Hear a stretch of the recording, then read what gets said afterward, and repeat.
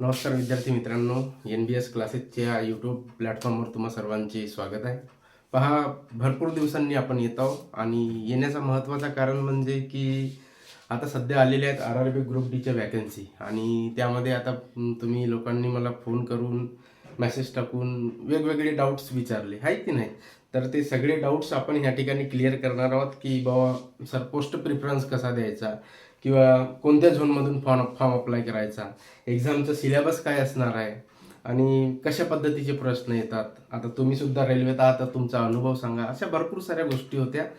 तर आता प्रत्येकाला तर कॉलवर बोलणं शक्य नाही आहे. त्यामुळे आता पहा, आज आपण व्हिडिओच्या माध्यमातून करू. याच्या अगोदर सुद्धा आपल्या चॅनलवर भरपूर व्हिडिओ आहेत. आता मॅथमॅटिक्सच्या समजा किंवा रिजनिंगच्या भरपूर व्हिडिओ आहेत. त्या आपण हिंदी मोडमध्ये होत्या आणि विशेष करून विशेषत्वाने आता मराठी भाषिक लोक सुद्धा ह्या ठिकाणी ऍक्टिव्ह झालेले आहेत. अगोदर मराठी भाषिक लोक कोण म्हणायचं आहे, रेल्वे फेल्वे काही घेणं देणं नाही म्हणायचं. ते फक्त सरळ सेवा भरती, पोलीस भरती याच्यात राहायचं. पण आज परिस्थिती अशी झालेली आहे, सगळ्यात महत्त्वाची गोष्ट झालेली आहे गव्हर्नमेंट जॉब, आहे की नाही.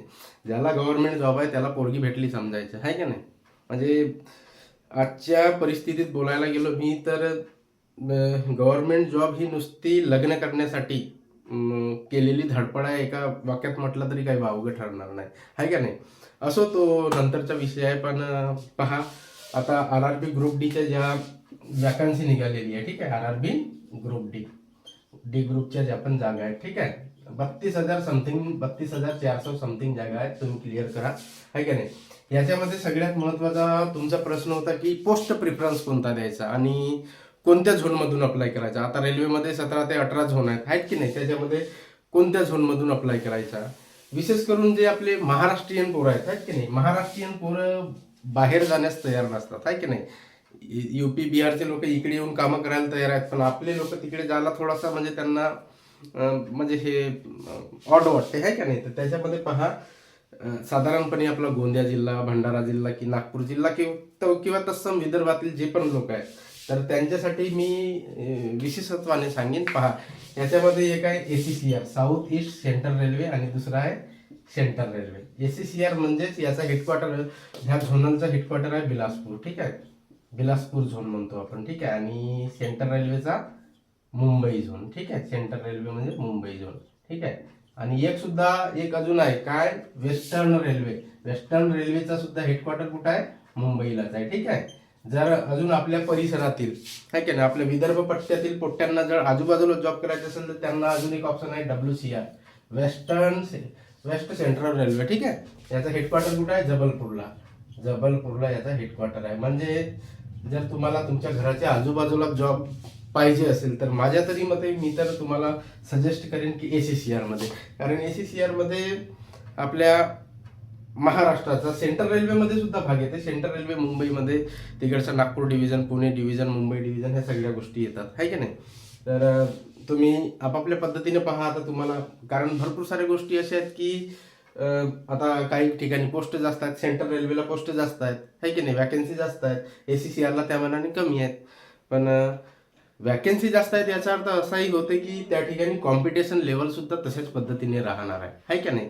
तर पोस्ट प्रिफरन्समध्ये आता तुम्ही पहा, पोस्ट प्रिफरन्समध्ये सगळ्यात अगोदर महत्वाची गोष्ट काय, आता ग्रुप डीची जॉब असल्यामुळे लेवल 1ला येते, हे लेवल 1ला ही पोस्ट येते, आहे की नाही. आणि याच्यामध्ये साधारणपणे लेवल 1 मध्ये साधारणपणे आता ढोबाळमानाने 7व्या वेतन आयोगानुसार साधारणपणे स्टार्टिंगला तुमचा जो पेमेंट असणार आहे तो किती असणार आहे, साधारणपणे ढोबाळपणाने 25 ते 30 हजारच्या दरम्यान तुमचा पेमेंट असणार आहे का नाही. तर हे सफिशियंट आहे सध्याच्या डेटमध्ये. आणि अजून पहा, 1 जानेवारी 2026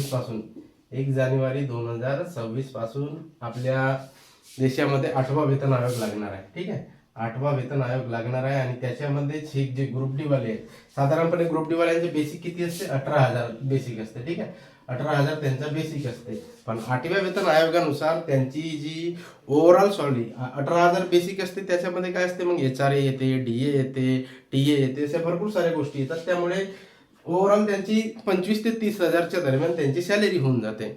आणि याच्यात अजून HRAचा एक फॅक्टर राहते, कोणता, X class city, Y class city, Z class city. X class city म्हणजे महानगरीय भाग समजा, वाय क्लास सिटी त्याच्यापेक्षा कमी आणि झेड क्लास त्याच्यापेक्षा कमी दर्जाची सिटी.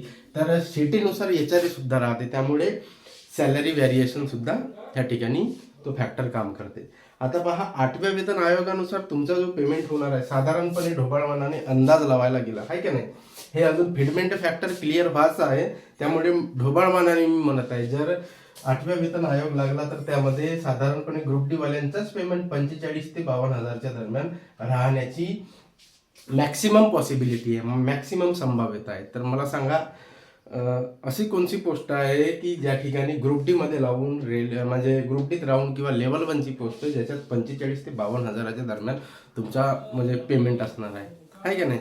पहा, गव्हर्नमेंट जॉब आपल्यासाठी का महत्त्वाचा असतो? सगळ्यात महत्त्वाची गोष्ट म्हणजे स्टॅबिलिटी आहे की नाही, स्थायित्व असते, सिक्युरिटी असते. आज पहा, प्रायव्हेट सेक्टरमध्ये तुम्ही 1,00,000 रुपये पेमेंट असेल, पण तुम्हाला कोणत्याही पोरीच्या बाप आपली पोरगी पटकन द्यायला तयार होते का?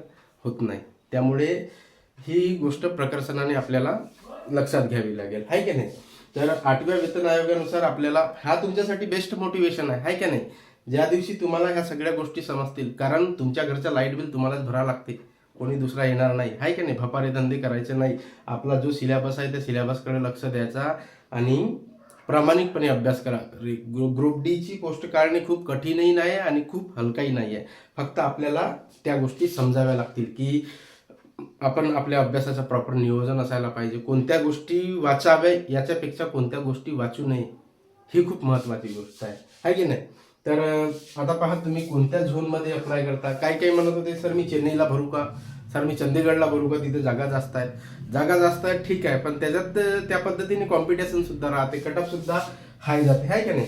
आणि माझ्या तरी मते ढोबळ मानाने साधारणपणे तुम्हाला सांगतो, जो विद्यार्थी 70 ते 80च्या दरम्यान घेते, 70च्या 80च्या दरम्यान सीबीटी मध्ये मार्क घेते, त्याच्या शुअर शॉट सिलेक्शन फिक्स आहे की नाही. फक्त तुम्हाला ते करायला लागेल आहे की नाही. तर आता पहा, सगळ्यात महत्वाची गोष्ट झालं हे सगळं. आता याच्यात पहा, पोस्ट प्रिफरन्स आपल्याला कोणत्या पोस्टला सगळ्यात जास्त प्रिफरन्स द्यावा लागेल. सध्या पोस्ट प्रिफरन्स बोलण्यामध्ये महत्वाची गोष्ट म्हणजे, आता ग्रुप डी मध्ये आहोत आपण, लेवल 1 मध्ये आहोत, तर आपला प्रयत्न असा राहते की आपल्याला प्रमोशन पाहिजे आहे की नाही. म्हणजे आपली सॅलरी अजून आपल्याला हाईक करायची असते, त्यामुळे आपल्याला प्रमोशन पाहिजे. तर त्याकरिता रेल्वेमध्ये आता काही ठिकाणी येतात. आता पहा, एक विद्यार्थी म्हणत होता, सर म्हणे ट्रॅक मेंटेनर 4च्या जागा भरपूर आहेत, त्या ठिकाणी मी भरू का. मी म्हटलं ऑब्व्हियस आहे, भरा तुम्ही, पण ह्या ठिकाणी थोडं हेवी वर्क राहते. इथे काय राहते, थोडा हेवी वर्क राहते आहे का नाही. ट्रॅकचा मेंटेनन्स करावं लागते. याच्या जागा सगळ्याच झोनमध्ये याच्यात जागा जास्त असतात आहे की नाही. तर याचा वर्क थोडा हार्ड वर्क असते, त्यामुळे पहा तुम्ही. पण जर तुम्हाला लवकर प्रमोशन असं पाहिजे असेल समजा, कारण रेल्वेमध्ये पहा, हे जे ट्रॅकमॅन पोस्ट आहे हे इंजिनिअरिंग विभागात येते. रेल्वेत एकूण किती 11 विभाग आहेत, त्याच्यात इंजिनिअरिंग विभागातली ट्रॅक मेंटेनर 4 नावाची पोस्ट आहे.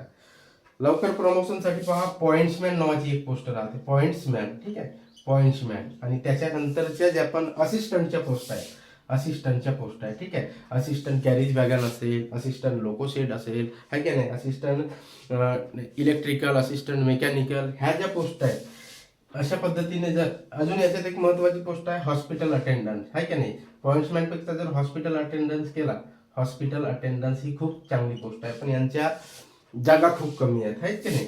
हॉस्पिटल अटेंडंट, ठीक आहे, तर यांची जागा खूप कमी आहेत आहे की नाही. तर असा आपला पोस्ट प्रिफरन्स असायला पाहिजे. पॉइंट्समॅन नावाची पोस्ट ऑपरेटिंग डिपार्टमेंटमध्ये येते, साधारणपणे ट्रॅफिक डिपार्टमेंटमध्ये येते. आणि त्यामुळे ह्या ठिकाणी कसं आहे, दर 3 वर्षांनी म्हणजे 3 वर्षानंतर आपले प्रमोशनची दारे आहे की नाही. आपल्याला प्रमोशन 3 वर्षानंतर आपण इलिजिबल होऊन जातो आहे की नाही. प्रमोशन, आता प्रमोशनसाठी काय करायला लागते रेल्वेमध्ये. पहा, प्रमोशन घ्यायचं असेल तर रेल्वेमध्ये 2 एक्झाम होतात. लेवल 1 मधून आपल्याला 2, 3, 4, 5, 6, 7, 8 जिथपर्यंत जास्त असला, ठीक आहे. एक असते LDCE एक्झाम आणि दुसरी असते GDCE. LDCE म्हणजे लिमिटेड डिपार्टमेंटल कॉम्पिटेटिव्ह एक्झामिनेशन, ठीक आहे. म्हणजे हे पर्टिक्युलर त्या विभागातच होते, त्या विभागातलेच जे कर्मचारी आहेत ते लोक त्या परीक्षेमध्ये सहभागी होतात. तर पॉइंट्समॅन जे ट्रॅफिक डिपार्टमेंटचे आहेत ते 3 वर्षानंतर इलिजिबल होतात आणि इलिजिबल झाल्याच्या नंतर ते LDCच्या माध्यमातून कोणी स्टेशन मास्टर होते, कोणी गुड्स गार्ड होते, ठीक आहे, कोणी ट्रेन मॅनेजर, म्हणजे अशा ज्या लेवल 5 किंवा लेवल 6च्या ज्या पोस्ट आहेत की नाही, त्या पोस्टसाठी तुम्ही म्हणजे जर 3 वर्ष झाल्याच्या नंतर तुम्ही अप्लाय केले तर सिलेक्शन सुद्धा तुमचं त्या ठिकाणी होऊ शकते. दुसरी गोष्ट आहे जीडीसी म्हणजे जनरल डिपार्टमेंटल कॉम्पिटेटिव्ह एक्झामिनेशन. याच्यामध्ये कसं असते, रेल्वेचे जे पण 11 विभाग आहेत, 11 जे विभाग आहेत त्याच्यातले सगळेच्या सगळे कर्मचारी ह्या ठिकाणी एक्झामसाठी इलिजिबल असतात. म्हणून ऑब्विस आहे का ह्या ठिकाणी थोडं कॉम्पिटिशन हिच्यापेक्षा ह्या ठिकाणी कॉम्पिटिशन जास्त असते. आता जो ट्रॅक मेंटेनर 4 आहे, ट्रॅक मेंटेनर 4ला ओनली आणि ओनली LDC अजून यांची ओपन व्हायची आहे, पण फाईट चालू आहे अजून सध्या. जीडीसी साठी इलिजिबल असतात, पण LDC मध्ये आज म्हणजे परिस्थिती खूप विदारक परिस्थिती आहे. त्यामुळे मी तुम्हाला प्रकर्षाने सांगेन की hospital attendance, pointsman, assistant carriage wagon, assistant bridge, assistant work stop आहे की नाही, ब्रिज असिस्टंट ब्रिज, त्याच्यानंतर असिस्टंट वर्कशॉप आहे की नाही, हे जे अशा पद्धतीने जर तुमचा पोस्ट प्रिफरन्स असला तर तुम्हाला प्रमोशनचे जे चान्सेस आहेत ते सुद्धा वाढू शकतात, आहे की नाही. आता ही पोस्ट प्रिफरन्सची गोष्ट झाली. त्याच्यानंतर येऊ आपण सिलेबस. पहा, सिलेबस मी जर तुमची इच्छा असेल तर पर्टिक्युलरली मी एक सेपरेट व्हिडिओ सिलेबससाठी घेणार आहे, पण याच्यामध्ये मी ढोबळ मानाने मोठ्या मोठ्या ज्या गोष्टी आहेत त्या गोष्टीवर आपण ह्या ठिकाणी चर्चा करू. सर्वात महत्त्वाची गोष्ट म्हणजे पहा, आता सर्वात महत्त्वाची गोष्ट म्हणजे आपला जो पेपर कसा असते आणि कसा पॅटर्न असते रेल्वे ग्रुप डी मध्ये. पहा, याच्यात ओनली सिंगल पेपर होते, ठीक आहे. सिंगल पेपर झाल्याच्या नंतर सरळ तुमची काय होते म्हणजे अपॉइंटमेंट होऊन जाते.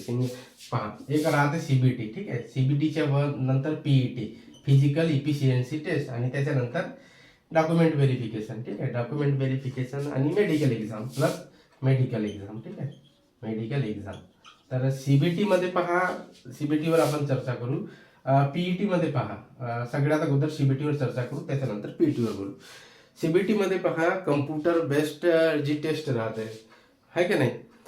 तर याच्यामध्ये एकूण 100 प्रश्न असतात. किती प्रश्न असतात? 100 प्रश्न असतात आणि ही 100 प्रश्न सोडवण्यासाठी तुमच्याकडे 90 मिनिटांचा वेळ असते. वेळ किती असते? 90 मिनिटांचा वेळ असते, ठीक आहे. 90 मिनिटांचा वेळ असते, आहे का नाही. आता साधारणपणे ही जी ग्रुप डी ची भरती आहे ही 10th बेसिकवर आहे, 10वी बेसिसवर आहे आणि प्लस ITI आहे काही काही पोस्टसाठी, ठीक आहे. तर त्या अनुषंगाने मग 10वी बेसिसवर असल्यामुळे एक्झामचा जो पॅटर्न असेल किंवा प्रश्नांची जी काठिण्य पातळी असेल ते सुद्धा 10वी बेसिसच्याच अनुषंगाने असेल, आहे का नाही. तर जास्त ताण घ्यायचा नाही. जे प्रश्न डेली लाईफ मधले आहेत किंवा मागच्या प्रिव्हियस इयरच्या पेपरचा अनालायसिस केल्याच्या नंतर आपल्याला समजून येईल की कोणत्या गोष्टी वाचायच्या कोणत्या गोष्टी वाचायच्या नाहीये. आज महत्वाची गोष्ट काय, भरपूर आता एका पोराचा मला फोन आला होता, तो म्हणत होता सर याचा सेट घेऊ का, एवढ्या पुस्तकं आहेत, मी इथून हे करू का ते करू का. पहा, तुमची ऑलरेडी जी तयारी सुरू होती अगोदरची त्याच तयारीला तुम्ही कंटिन्यू ठेवा. सिलेबस एकदा पाहून घ्या. सिलेबस पाहिल्याच्या नंतर ज्या ज्या गोष्टी आपल्या सुटलेल्या आहेत त्या गोष्टी आपल्याला ढोबळमानाने करायच्या आहेत. ह्या गोष्टी जर तुम्हाला लक्षात आल्या तर तुमचं सिलेक्शन कोणीही रोखू शकत नाही. तर पहा, 100 प्रश्न आणि वेळ किती राहते? 90 मिनिटं. ह्या 100 प्रश्नांमध्ये पहा, सर्वात महत्वाची गोष्ट म्हणजे याच्यात पहा, जनरल सायन्स, ठीक आहे. जनरल सायन्स म्हणजे सामान्य विज्ञान किती असणार आहे हा? सामान्य विज्ञान 25 मार्काचा. किती मार्काचा? 25, याच्यावर 25 प्रश्न राहतील आणि एकूण गुण 25 प्रश्न 25 गुण, आहे की नाही. प्रश्न आणि गुण किती म्हणजे प्रत्येकी एका प्रश्नाला 1 गुण असते आणि 1/3 निगेटिव्ह मार्किंग असते, ठीक आहे. तर 25 गुण. त्याच्यानंतर GS म्हणजे जनरल सायन्स सामान्य विज्ञान 25 ते 25, ठीक आहे. त्याच्यानंतर एक असते सामान्य अध्ययन म्हणजे जीके पकडायचं. सामान्य अध्ययन प्लस चालू घडामोडी, करंट अफेअर, ठीक आहे. GK plus current affair. तर हे एकूण किती होऊन जातील? हे होतील एकूण 20 प्रश्न राहतील आणि 20 प्रश्नांना 20 गुण, ठीक आहे. GS झाला सामान्य विज्ञान. त्याच्यानंतर आता हे किती झाले? 25 आणि 20 45. त्याच्यानंतर येऊ आपण मॅथमॅटिक्सवर, ठीक आहे. मॅथमॅटिक्स मध्ये किती प्रश्न राहतात एकूण? मॅथमॅटिक्स मध्ये 25 प्रश्न आणि गुण किती राहतील? 25 गुण. त्याच्यानंतर दुसरा कोणता? जनरल अवेअरनेस, सॉरी काय म्हणतात, जनरल अवेअरनेस आणि रिजनिंग, म्हणजे बुद्धिमापन चाचणी म्हणतो आपण त्याला. तर रिजनिंग, ठीक आहे.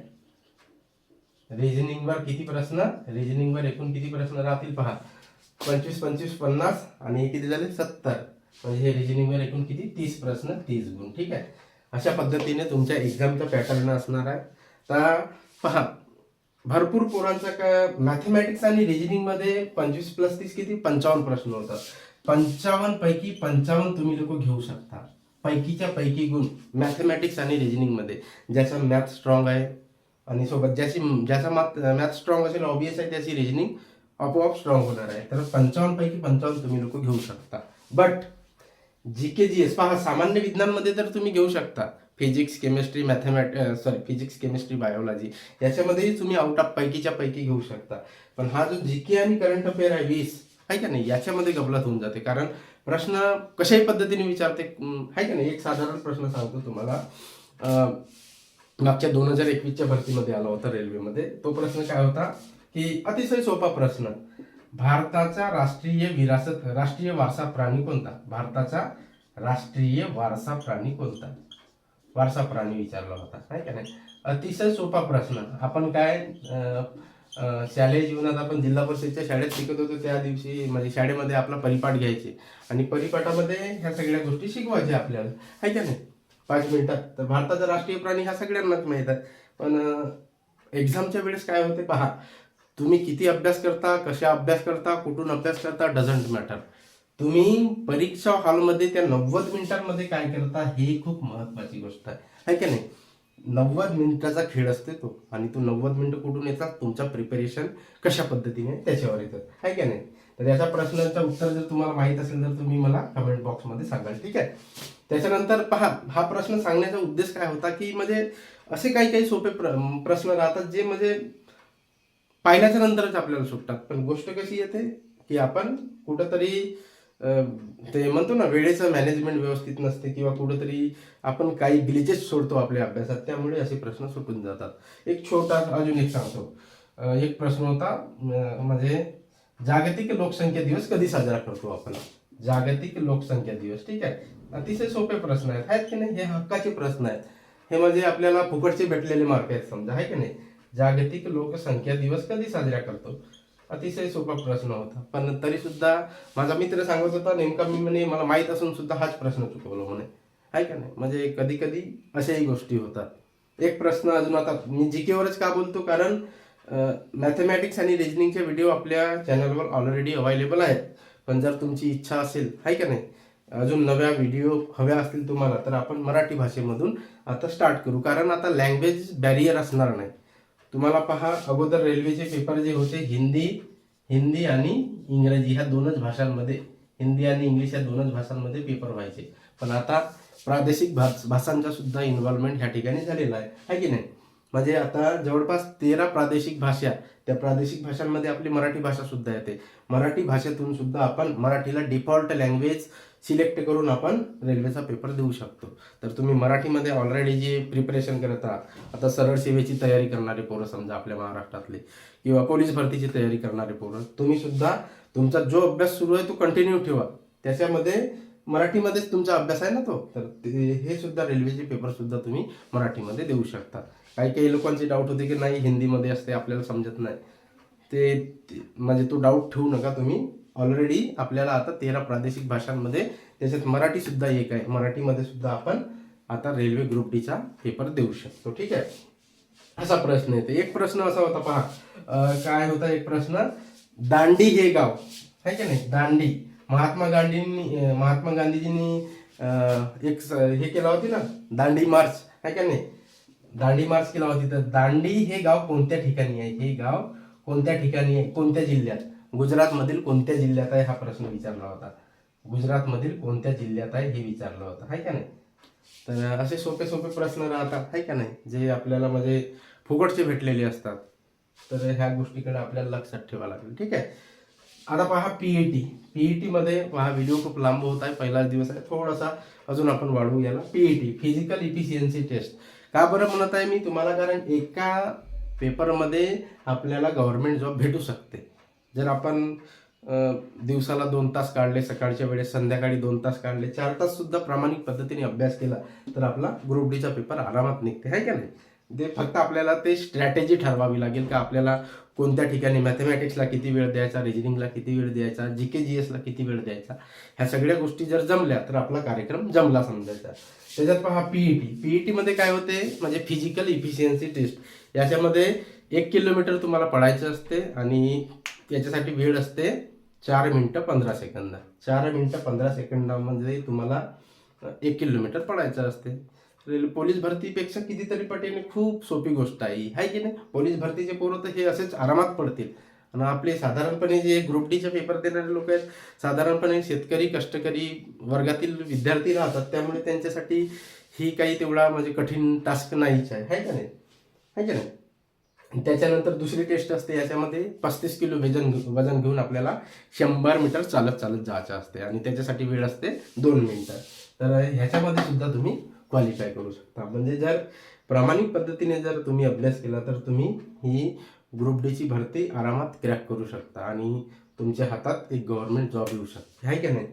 अशा भरपूर साऱ्या गोष्टी आहेत. जर याच्या संदर्भात अजून तुम्हाला पहा, ह्या गोष्टी बोललोच आपण, आहे की नाही.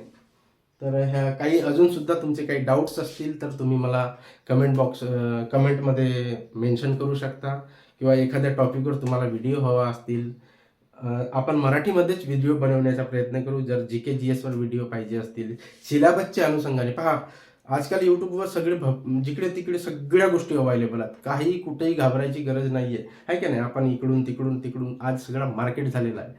महत्त्वाची गोष्ट म्हणजे वाचायचं काय, याच्यापेक्षा काय वाचू नये ही गोष्ट ज्याला समजली समजा त्याचं काम जमला, आहे की नाही. तर ह्या सगळ्या गोष्टी लक्षात ठेवा तुम्ही. पुन्हा एकदा म्हणतो, तुमचे काही डाऊट्स असतील किंवा क्वेरीज असतील आणि तुम्हाला एखाद्या टॉपिकवर व्हिडिओसुद्धा हवा असेल, आहे का नाही. लँग्वेजचा काही मॅटर करायचं नाही. अगोदर आपण हिंदीमध्ये बनवायचो, पण आता मराठी डिफॉल्ट लँग्वेज आपल्याला निवडता येते, त्यामुळे आपण मराठीमध्ये सुद्धा व्हिडिओ बनवू, आहे का नाही. तर कळवा मला आणि शेवटपर्यंत पाहिल्याबद्दल धन्यवाद.